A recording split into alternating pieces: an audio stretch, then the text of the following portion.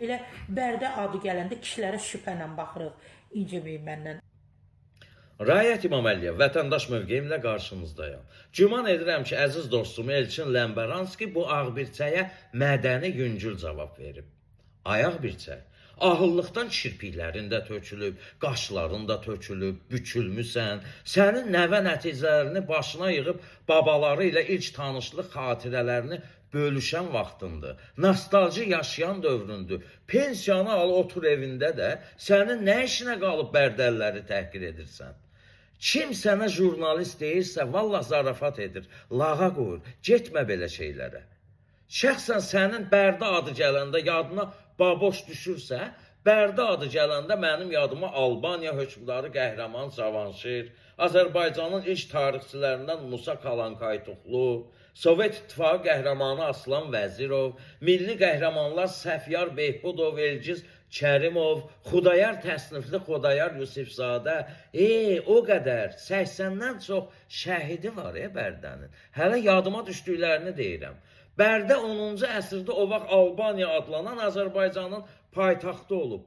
Təbii ki, siz bilmərsiniz belə şeyləri, bisavadlıqdandır, sənin yadına Baboş düşəcək.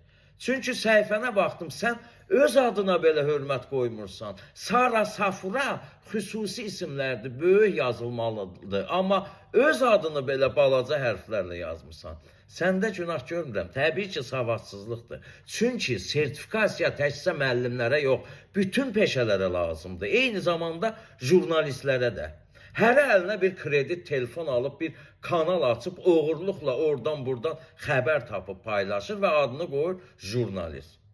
Reketçiliklə məşğuldurlar. Gedib bir restoranda bir milçək öldürüb, atırlar xörəyin içinə, sonra da xəbər paylaşıb, ictimailəşdirib, həmin restorandan pul müqabilində silirlər.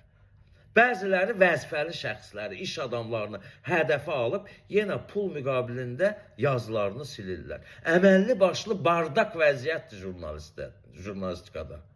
Baboş da bir daş olub düşüb bunların başına. Mən də Baboş kimlərinin sosial şəbəkələrdə təbliğatının ən qəti əleyhdarlarındanam. Amma Baboş kimin ərini əlindən alıb, kimin arvadını dul qoyub, tutalım cinsi azlıqdır. Harada əxlaqsızlığını görmüsünüz?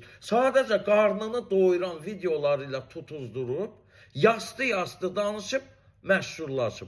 Bunlar da onun məşhurluğunu yedizdirə bilmirlər özlərinə. Çıxıb bu ahıl yaşında Baboşa hardandı bu pullar? Hər şey sənə nə?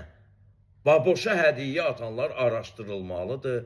Get dəniz qırağını hasarlayıb villalar tikənləri araşdır, gündəmə gətir.